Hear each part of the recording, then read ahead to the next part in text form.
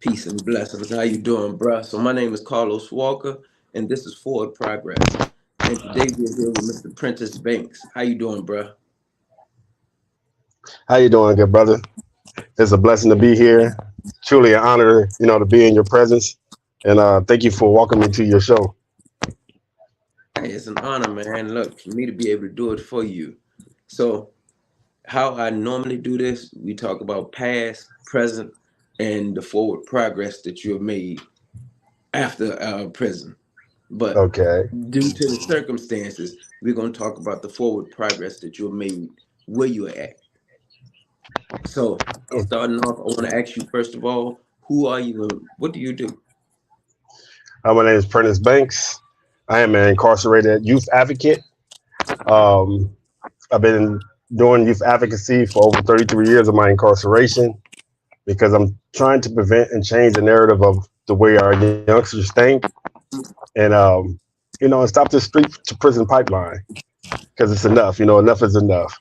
As a person that came in at a young age of 18 years old and now I'm 52 years old, I don't mother cry like that.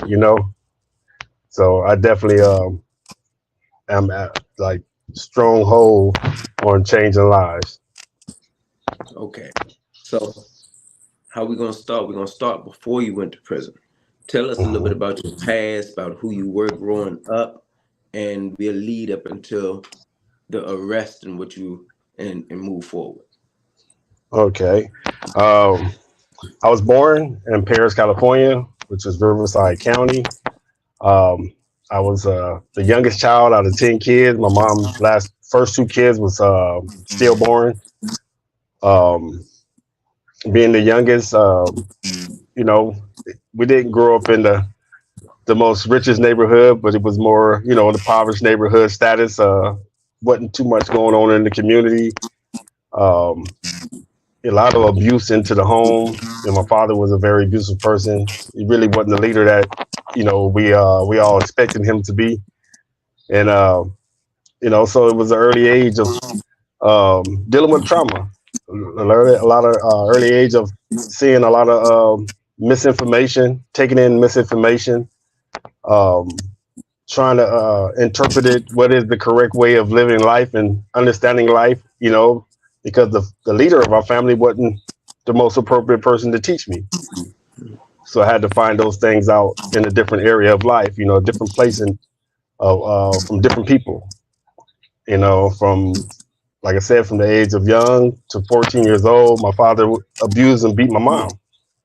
So at that point, me and her battled against him one day and we put him out. I had to, when she used to go to work, she used to show me where, her gun was to protect us in the home. So I put a gun on my father and told him he had to leave. You know what I mean? At that day he left, I took the lead. Being the youngest kid in the house, I knew my mom was struggling. I could see the struggle. You could see it, the long hours beating her down and everything. So I hit the street at 14 years old and was taught the early stages of dope selling, gang banging, you know, how to survive by people that didn't really have my best interests at heart. So once I learned those things and became more active in the gang banging aspect of it and the drug selling, and I'm bringing that money home to help my mom. I felt like a man. I felt powerful. I felt prideful. You know what I mean? That I'm doing something to help my mom.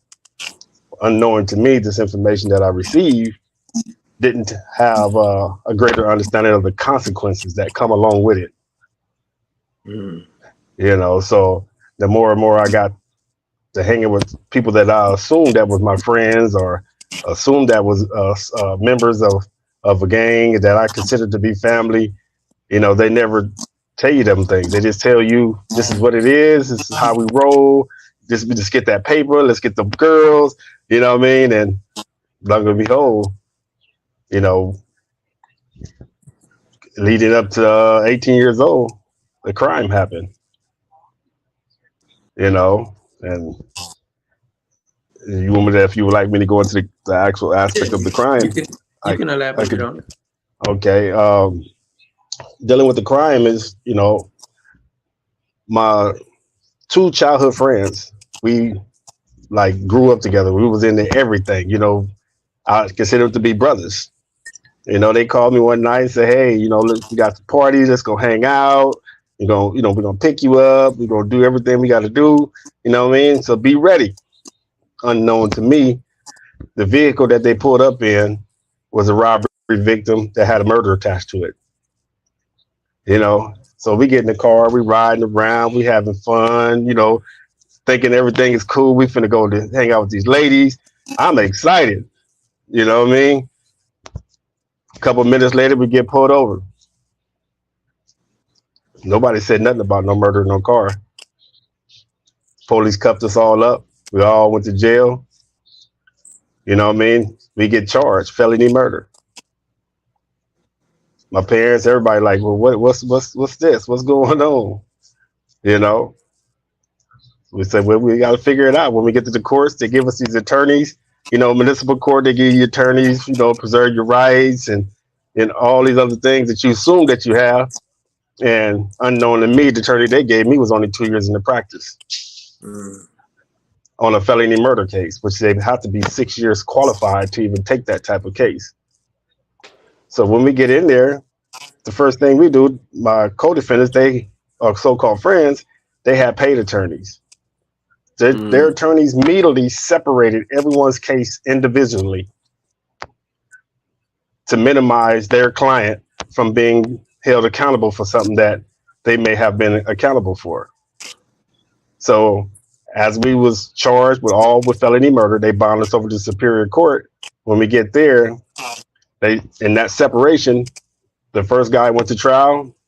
He got acquitted of the murder and got 5 years for a robbery.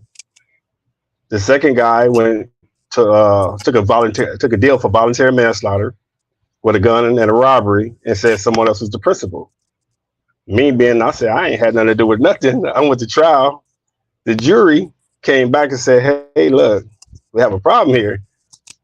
We can't place the gun in his hand. We having a problem with that. No one was there to retrieve the bullet, just match the gun with the bullet. No one was there to identify him as being the person that with the carrying the gun. No one there to do a ballistic or a suit or an autopsy report. All these elements that you need to actually put the gun in somebody's hand was not there. So what the DA told the jury was, if you think you need a gun to find him guilty, you don't. All you got to do is prove that a robbery happened and a murder attaches to him with no defense. They never can speak about the actual sentence and to the jury, but they can just tell them what try to guide them the best way of the instructions. Unknowing to me, my attorney never brought in the element of aiding and abetting because the judge never signed off on it. So if they didn't find me guilty as being a trigger man, they at least had another option to say, well, he was an aided and abetted. Mm-hmm. But based on them instructions was never signed off, included for them to deliberate on, they took that out. So now either I'm the killer or I'm not. And if I'm not, then you have to let me go. But the DA made sure that when she brought up the issue of saying, you don't need a gun, all you got to do is that he proved that he was in a robbery and the murder attaches itself. And at that moment, 30 minutes later, they gave me life without the possibility of parole plus 9 years for 2 robberies that had nothing to do with me. One robbery was February 11th, and the second robbery was February 12th that they committed. The judge took the February 12th robbery and merged it with the February 11th and said this is now felony murder. Had nothing to do with the murder, February 12th. That was just a plain robbery that just went bad. But even in the murder, the autopsy report says that the man got shot from the number 10 rib and it landed on the number 7 rib. And anyone knows that, the number 10 rib is the closest to your waistline. And the 7 rib is up under your armpit. So if you're sitting in a vehicle, how is it that the bullet is going upwards if he's being robbed from the outside of a vehicle? It'll be a downward position. So, there's a lot of inconsistency. There was a lot of failure to investigate. My attorney never argued any type of or brought any kind of expert witness on my behalf to counteract what it is that the DA brought to the table. I was just that fall guy. They needed somebody to convict, and here I am, 33 years later, 52 years old, still fighting Well, for my freedom. one, you wasn't there. I'm gonna go on from what you have told me. You weren't there. Right, Two, according to the law, they broke a lot of your rules or their rules that they were supposed to abide by. right. The lawyer that you had was supposed to have been technically in Practice. practice for 6 years. Yes. That's a rule breaker because that should have that. I mean, I don't know the full thing, but it looked like it should have opened up where you could have went back and fought your whole case Right, because the limitations that they set and the rules that they set, he wasn't qualified to even handle a murder. right, Then he was negligent due to the fact that he didn't have the know about or the skills practiced 6 years worth of skills to even be able to qualify him to ask certain questions and things in order to get him there. right. Now I don't know how California did these missteps and haven't given you another chance to fight it. Hopefully that is one of the things that you're fighting for and one of the things that you're working on seeing. I don't know if you done shot about that, probably have, and Right. what they said either. I got some other appeals going at the current time because the issue came up where, well, I even forgot to even bring this issue in. When I was going through the jury trial, you know how they pick the jury selection. Out of the pool that they had, I never had any black jurors. They kept kicking the black jurors off. So when I raised the issue of like, hey, why is you kicking off all the blacks? I feel like I'm being railroaded here. They said, well, based on the jury pool areas that we pull the jury from, it's not that many blacks that we can pull from. So in that moment, I had no black jurors. You know what I mean? So moving forward, when I got to file an appeal and all these new law changes, because back then it was implied murder. So when they say when you go out and do a crime, mean implied mean that the murder already happened before the crime even happened. Now the law changes to says now you have to prove murder. So Mm. and that is intent. So if your case was tried with malice aforethought, reckless indifference to human life, natural probable cause consequences, these elements, you have to prove intent. So now these new laws come in, I challenge the court. If I'm not the shooter, nor am I aided and abettor, what am I? Identify me now as being which one am I? So I can now revisit my case. Well, as I went to the 1437, the 1437 is the aid and abet law that just came out. Said if you're not the actual shooter, you can appeal and remove the life without off you. As soon as I go in under the 1437 in the Superior Court, they say due to you on a prima facie stage, and a prima facie is saying showing basically that the law applies to you based on this law that was passed. And then once they approve that aspect of your case, it bound you over to Superior Court for evidentiary here to see now if the evidence this law, which or to resentence you. During the prima facie stage, the judge said, you know what, due to the Court of Opinion from 1994, we're going to deny you an evidentiary hearing. So when I appealed it, the Court of Appeal, and then now my case is in the federal court under review, saying that no, the Attorney General agreed with me, saying no, the judge was out of line when he denied him an evidentiary hearing. He was entitled to an evidentiary hearing, and the judge denied him that. So now we're waiting on the federal courts to say, hey, look, refer this back down to the lower courts because he has proved the fact, prima facie, proved that this evidence is factual and true. But the thing is, I believe that they don't want to open the case because it opens up the door to other issues of 33 years of being wrongfully convicted. Well, And nobody wants to one, lose their job behind that. I don't want you to think too far because sometimes what your thoughts can do, it can hinder your movement. Remember, you got to think that this Right. is going to work on your behalf. It's already Oh, working. for sure. Look, for the higher courts to tell them that they was wrong and uh you are warranted an evidentiary hearing. This is working out for you. So what one thing I do want to do, I do want to show you the glimpse of hope that's there. Okay. Where for the last 33 years it may have looked like no hope. But one thing I do want to go, we're gonna shift this now. When you first got sentenced, how did you feel? Because I love to deal with the emotional and the psychological part of everything. What was on your mind about life, about where you were going? You're 18 years old. How did you feel? Well, when I first got the sentence, it didn't register. I heard life without the possibility parole plus 9 years. It didn't register, but I'm seeing my parents and everybody falling out in the court systems, and I'm like, well, whoa, what's going on? So when they got me back down to the holding cell in the tank, they immediately took me to the mental health department, put me on suicide watch. And I'm like, why is all this going on? Why are you putting me on suicide watch? They took me off of that, put me on the bus to Chino, California, which is Chino State Prison, as an orientation. You go there and they send you wherever you're going to go from that point.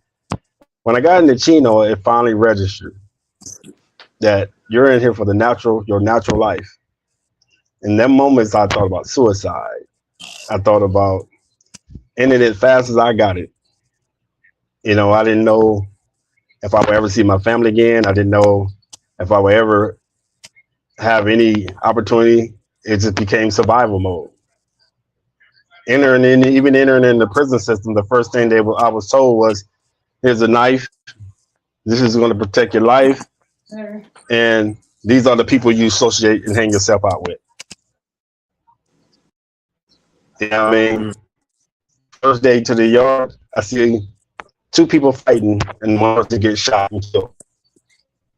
As an 18-year-old kid, I immediately wrote home and said, "Mama, they killing people. I don't know if I'm ever gonna come home." So my life was based on survival after that. It's either I figure out a way to deal with it emotionally, I start numbing myself. I didn't want to feel anything. I didn't want to know, I didn't want to have no contact with society of emotions because I felt that if I did, it would end my life. It would cause me to get killed. Over the years, I got to lose people. Both my grandparents passed away a week apart. My dad passed away. 2019, my mom passed away. It's like everything is like, how do you numb yourself from the closest things in your life and not feel? I had to know that. To this day, I have yet to cry because my mom passed away. That was my best friend. You said because your who passed? Your aunt? I can't cry. No, my mom, my mother. My mom died in 2019 for ovarian cancer. And I watched her do, what we call cell phones. I watched her pass away. I talked to her through her last breath. And how do you mourn that in a place that would never allow you to go to her funeral because of the sentence that you have, life without, you know? And if they do allow you to go, its price is so high, I couldn't afford that. So as I process, over the years, her memories come up a lot. And I turn her memories into strength. And said my mama she would not allow me to be weak in these moments. She would not allow me to, think suicide, even though the existence of it is there daily. But God will, my mama's support, I'm still here. I'm gonna give you something. It's, You have to allow yourself to feel. That is the fourth part of us. I just learned this recently.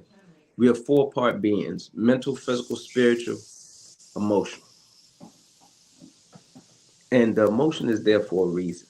If you close it off, imagine balling your hand up. and trying to get anything in it or trying to get anything out of it. You can't. When you open up and you learn to be vulnerable Right. enough to feel and allow, what God can do is deal with you, but allow you to deal with you. And I understand where you at. I done been there. I didn't have that much time. But what I can say is that I learned to be emotional there. Not in the sense of where I would lose my mind, no.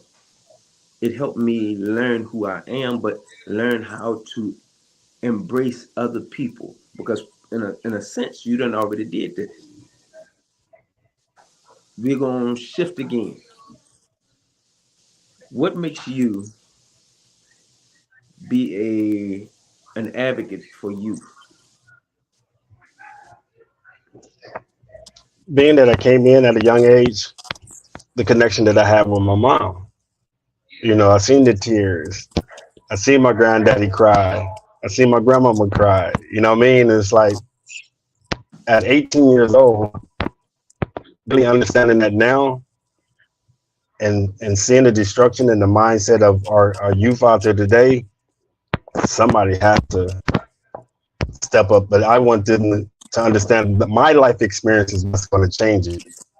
My voice is what's going to change it, because if they can hear from somebody that's actually doing it, seeing them actually doing it in the presence of it, not somebody on the street saying, hey, don't do this, you know what I mean? And they see the smoke and mirror that they're doing the same thing that they telling them not to do. Oh, this is a person that's being in here telling you that the decision that you make can change your life for the rest of your life. And I am a prime example of that. You know what I mean? It can't get no better impact than that. You know, and I've changed many lives. You know what I mean? I have a youngster, his name's Stefan McKnight. I had the same conversation with him. You know, he went from Mesa High School as a wide receiver to Arizona College as a wide receiver. Now he's in Oregon State as a wide receiver. Paid out of my own pocket to help him get there. Mm. You know, and today I still with youth, I come across them and I talk to them. You know, they reach out to me. They call me dad. They call me unc. They call me, you know, big old G. You know what I mean? It's the most prideful thing I can ever receive, because knowing that I'm taking the moment out of my life to give a kid life and breathe life into a kid is the most great feeling ever, because I'm not living for me. I'm living for them. I can't say where your You life. know, so I'm telling the I can't say where your life what you is. say? I can't say where your life would have been had you been out here. I can't. But what I can say is, in spite of where you were at, you probably did more impact than most people out here have ever done, just by speaking life into others. Because of the experience that you had, you have an opportunity. And I hate the fact that you're there. I hate that you had to do this, but I am grateful because there are some people that would have never met you as a being and had somebody speak into them the way that you have had you not been there.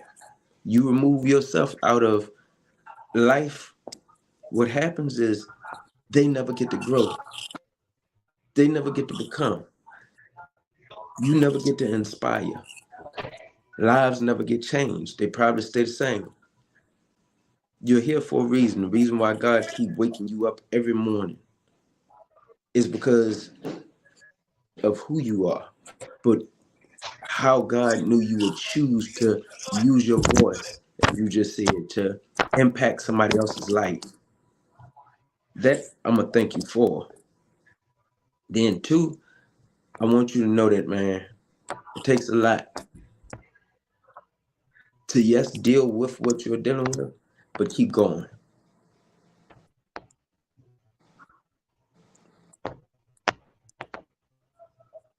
Right. You know, and understanding a kid that came in, I came in, I couldn't read or write. My grades was a fourth grade education comprehension level. Now I'm in two different colleges. One Cal State, finished transfer over Cal State for communication. I'm in Utah College studying leadership and management. As of last year, I became an ordained minister. You know, I studied at Open Bible College and got my diploma. You know, and it's like if I'm going to teach and tell a kid to do something, I need to have my ducks in order, show Mhm. my receipts of what it is that I'm telling you to do. You know what I mean? Because even under these conditions, if I can go and get education, you're free. You can get it as fast as I can get it. And I'm gonna be right there all the way step, you know, every step of the way to make sure if you need a study buddy, you're gonna study. I'm not gonna handle until I see you walk across that thing or until you tell me, hey bro, I got this. You know? You know, I'm a man that teaches value because the person that doesn't have value can't bring value to the table. And that's what's going on in our communities. There's a lack of value, you know what I mean, in the home. And when they step out into that community, there's no value. So no one is respecting anything or even in the home. So when we put that value back, and now the kids can respect the community, they can respect their moms, they can respect their dads. Even if their dad is not there, they're respecting the community leaders because they have value in themselves. You know, and that's what we need, more men speaking life and value into them, being more positive role models. If it's behind these walls or on the streets, we can do it. Change is possible, but are we willing to take ourselves accountable for that change? We laid the pathway forward. Why are we not going back and fixing it? You I want to ask you the question. What made you decide to make the changes that you decided, and when? What made me major changes was my grandfather. He was a pastor for years. He was a community activist. He was a community leader, and you know he was the founder of our family. He kept everything in order. And when he came to me and told me, say, I can't find nobody out here to watch over this family. Can you handle it? If you can't, I understand. But if you can handle it, that means anybody and everybody may come to you about all their problems. If it may financial, not financial, or if it's just, you know, if they got a heartbreak or whatever, you got to be the person to step up and fix it. And I told him, by all means, I'll take that with honors. You know what I mean? When, And when was that? in that moment, I understood that building my legacy, understanding his legacy, is the reason why I got my minister license.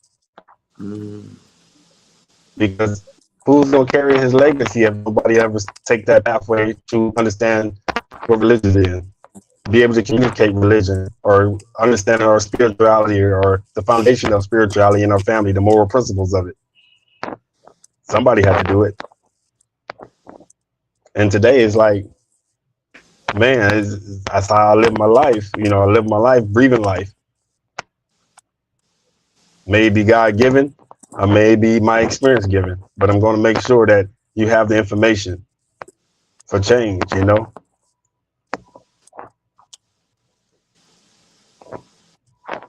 I already know what your life is going to be when you make it out. It ain't if, it's when. And I'm going to do whatever I can do on your behalf to help out as well. We're going to stay in contact. I don't know if you talk to the jails where you originally was from or the jails anywhere near you. That way they can see if they can get you to become a speaker, create. They got funds for this. That they can bring you and let you speak in front of detention centers. I know a dude in Virginia, he locked up with a life sentence and he's doing it right now. And this is what they need. They need people like yourself. Until you get home, you're doing the work where you're at. I'm gonna tell you something that my mama told me, and hopefully you'll try it. Not try it, you'll do it. My mama told me to pack my bags. I had eight and a half more years left, and I thought she was crazy. It didn't make sense to me. So right? I ended up doing the artwork and wrote the book that I wrote. And next thing you know, I heard God said, "Do it." Every day for a year, for 3 months. I'd already packed my bags up, but every day I would put this little bag on my back, and I walk over to the R&D door, and I look out the window and imagine myself in my mind leaving. 6 months to a year later, I left. I left prison. You remember when Van Jones, Kim Kardashian, all these people start fighting for prison reform? Yes. I'm a recipient of it. I wasn't supposed to leave until last Wow. year. I've been home since 2019. I realized something. Everything starts in your mind. Freedom starts in your mind. It doesn't start here. It starts when you believe that you are free, and then you are willing to say, I'm leaving prison this year. I'm leaving prison this year. I'm leaving prison. And you constantly get it so embedded. You've been leaving prison since the day that you walked in there. It's your mind state that's going to get you free where your body leaves instead of just your mind. You're already free mentally. Right. You have more freedom than most people out here in the free world because they're locked up in their mind. Yes, your body might be incarcerated, but your mind is free. And now, when you add the rest of it to it, when you move as if you're free, when you start doing that, nothing that the world, I can't tell you when. I promise you I can't. It took me 4.5 years before this, technically, before it clicked in my head. But 6 months Right. to a year later, before after I made the movements, but it was God ordaining time. He sets you up for prosperity. There's a verse that Jeremiah 29:11, one of my favorite verses. I know the plans I have towards you, not to harm you, but to prosper you and give you an expected end. Prison wasn't to harm you. It's your prosperity.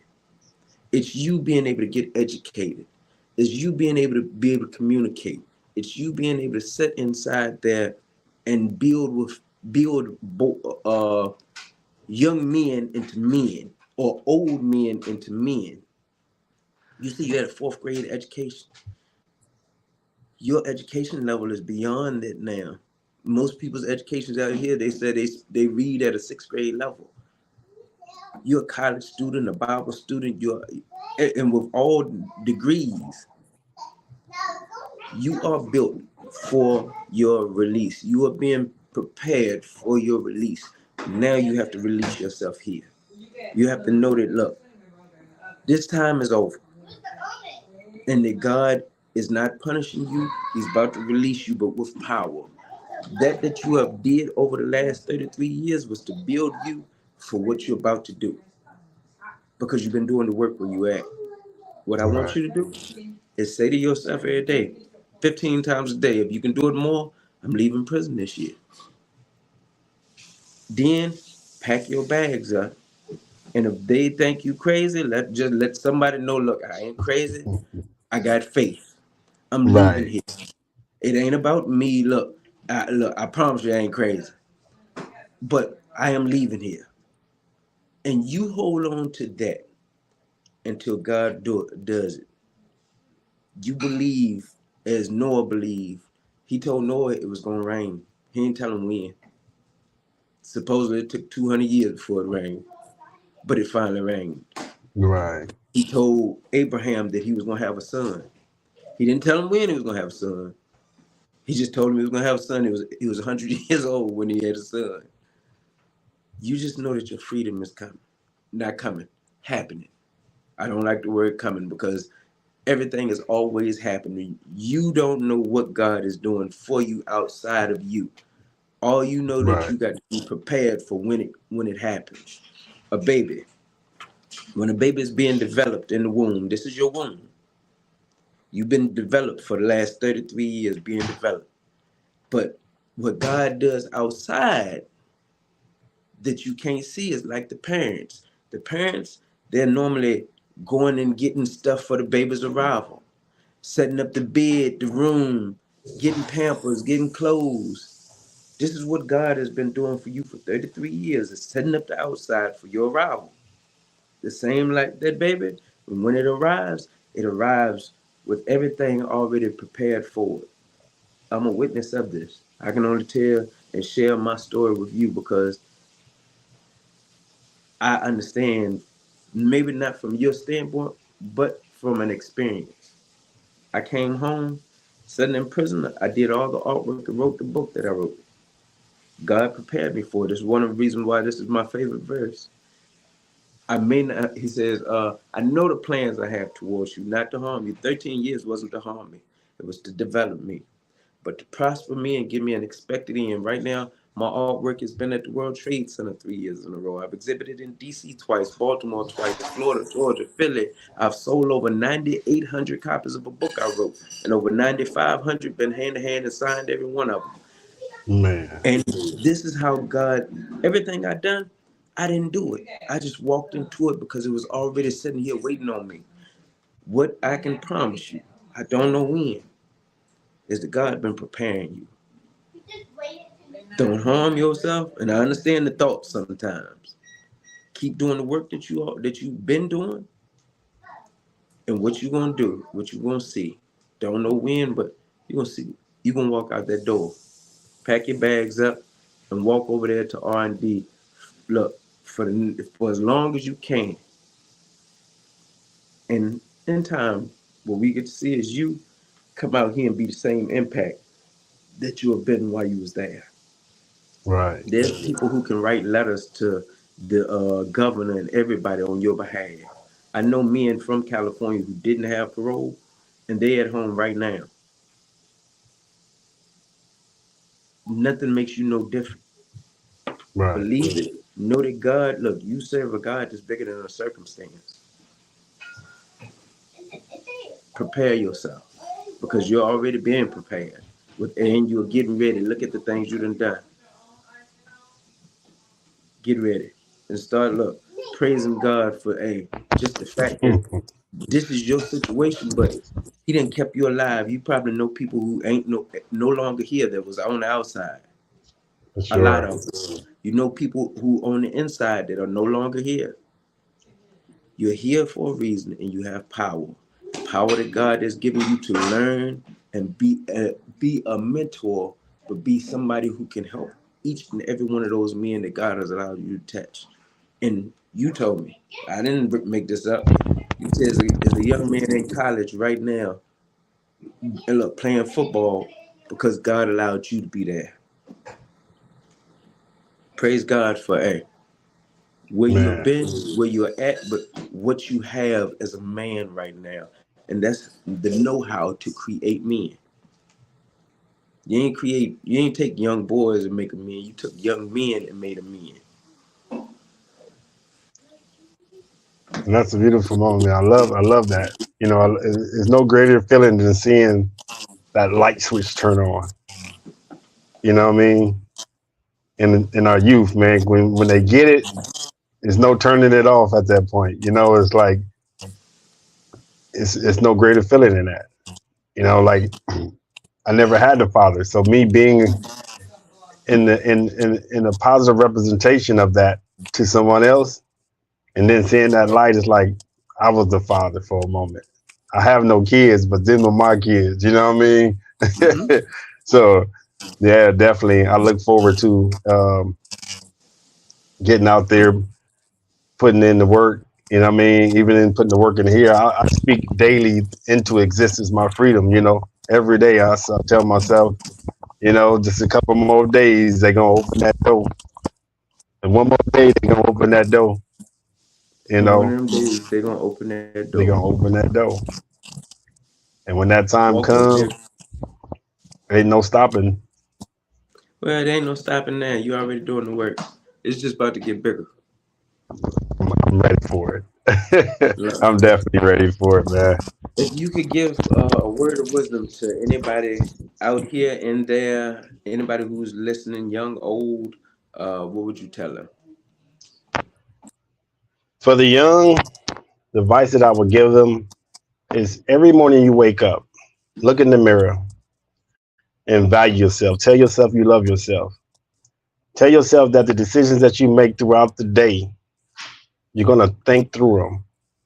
You're going to evaluate the consequences of them. You're going to really like pay attention to the events that you're going to come in contact with, because those decisions that you make in the moments is very crucial. Very so crucial, it can either end your life or put you in prison for life. And if you're not ready for that, or you're not ready to see your mom die through a cell phone, or you can't go, or don't come to prison. If you're not ready, to just not be able to walk outside when you want to walk outside, or throw a rock when you want to throw a rock, don't come to prison. For the parents, don't give up on your kids. You know, we understand that uh, it's a generational trauma that's going on. It's a generational misinformation that's going on. We all been through this process that we was not taught certain elements of how to be parents, how to be fathers, how to be mothers, how to cope or not cope, how to nurture when not to nurture. We understand that. But once we acknowledge it, then at that moment we have to now start acting on it. Yeah, it's in there. Because now we know there's a problem and we can fix it. And let's change the generational curse of it. You know what I mean? Because, man, we have to remove this dependency off of other people and put it on ourselves. It takes, as I say, it takes a village to raise a community. I promise you. Man, we have the village. We just have to get rid of these expectations, and we have to get rid of this entitlement that we carry as a community, and start utilizing each other's resources to build our communities. Come on. Black Wall Street never died. It's in our minds. And it's within us. It's within us.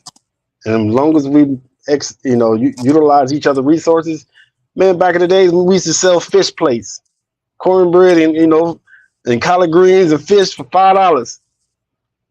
That $5 we can take and give it to a family that really needed it that day. We need to get back to the old ways of thinking, the moral principles that we used to carry. Our grandfathers and grandmothers had passed down to us. Life at that moment would change. Well, this is my message for the people. I appreciate you. We'll be in contact, and look, I'll let you know whenever I get ready to post this joint too. For sure, bro. I really appreciate you.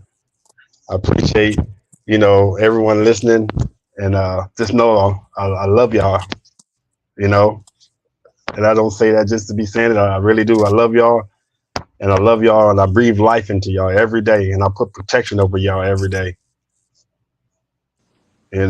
Never not think that you're not loved. Love you too, bro. And for y'all who watching, this is Forward Progress. My name is Carlos Walker, and this is Mr. Prentice Banks. Blessings.